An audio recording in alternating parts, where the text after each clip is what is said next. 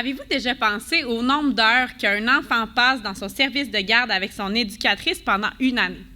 Quand on compare avec l'école, on se rend compte que l'éducatrice est avec l'enfant du matin au soir, pendant son dîner, pendant ses sorties à l'extérieur, puis même pendant ses vacances d'été. Pourtant, il y a peu d'interventions qui sont mises en place pour soutenir cet adulte qui a un rôle significatif à un moment clé dans la vie de l'enfant. Les économistes nous montrent que comme société, c'est rentable d'investir en petite enfance, comme le montre bien la courbe orange sur le graphique. Mais comment on peut faire ça de manière efficace sans que ça prenne trop de temps?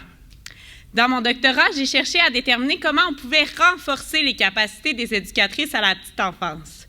Le renforcement des capacités, ça va au-delà de donner des recommandations ou donner de la formation. Ce qu'on veut, c'est des retombées sur le long terme. On veut que l'éducatrice soit de manière autonome, capable d'identifier et de mettre en place des stratégies qui vont être pertinentes dans son quotidien. On a donc développé 5 capsules vidéo qu'on a combinées avec 5 rencontres de coaching.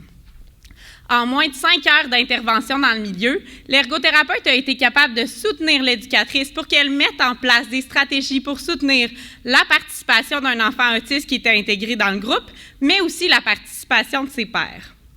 Notre intervention a par contre été déployée à petite échelle, mais qu'est-ce qu'on peut retenir de nos résultats?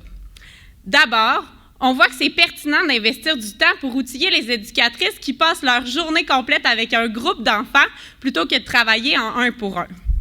De plus, notre proposition requiert peu de temps, tant pour l'éducatrice que le professionnel. Donc, on voit que ça nous donne la possibilité de penser à comment on peut mieux arrimer les services pour qu'on puisse intervenir tôt, directement dans les milieux et pour soutenir une diversité d'enfants.